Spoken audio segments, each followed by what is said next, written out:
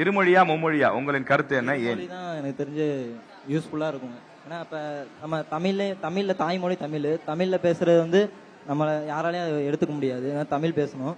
English வந்து எங்க போனாலும் இங்கிலீஷ் பேசிக்கலாம். ஆனா ஹிந்தி வந்து இப்ப ரீசெண்டா பாத்தீங்கன்னா பராசக்தி படம் வந்துச்சு. அந்த பராசக்தி படத்திலே சொல்லியிருப்பாங்க அந்த இருமொழிக்கான அந்த இது ஒரு தாய்மொழியும் அவங்களுக்கு தேவையான மொழியும் படிச்சுட்டா தான் நல்லது. அதனால அது வந்து ஒரு இதா இருக்கணும். இன்னொன்னு சொல்றேன், போன கொஸ்டின் ஒன்று கேட்டீங்க, சோசியல் மீடியா இன்ஃபுளுன்ஸ்னு. அது நான் பேச நினைச்சேன், என்கிட்ட மைக் யாரும் கொடுக்கல. சோசியல் மீடியா இன்ஃபுளுன்ஸ் நினைச்சேங்க. எனக்கு வந்து ஃபர்ஸ்ட் இயர் வரை எனக்கு வந்து அரசியல் பத்தி எதுவுமே தெரியாது. அப்ப வந்து நான் செகண்ட் இயர்ல இந்த சோசியல் மீடியா மூலமா தான், ஃபர்ஸ்ட் இயர்ல இருந்து எனக்கு அரசியல் பத்தி எதுவுமே தெரியாது.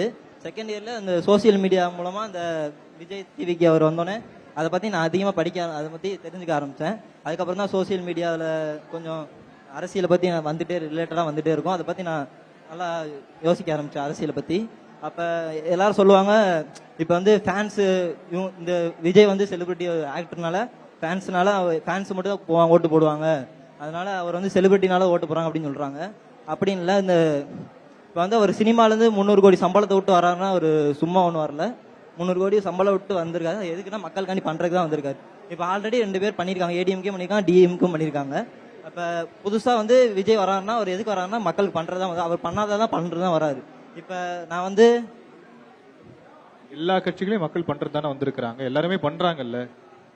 அவங்க வாக்குறுதி கொடுத்திருக்காங்க, அதுல வந்து பாதி தான் நிறைவேற்றிருக்காங்க, மீதி நிறைவேற்றல. அது அது எல்லாம் டீட்டெயிலா தெரியல.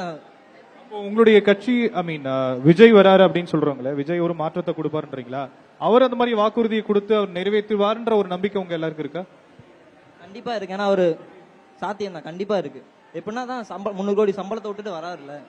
சம்பளம்ன்றது அவர் தனிப்பட்ட ஒரு விஷயங்கள். பட் பொது வாழ்க்கைக்கு வரும்போது மக்கள் சம்பந்தப்பட்ட பிரச்சனைகளுக்கு நிறைய வாக்குறுதிகள் கொடுப்பாங்க. அந்த வாக்குறுதிகளை நிறைவேற்றுவதற்கான வாய்ப்புகளோ ஒரு சூழலோ உருவாக்கி அவரால் செஞ்சிட முடியுமா?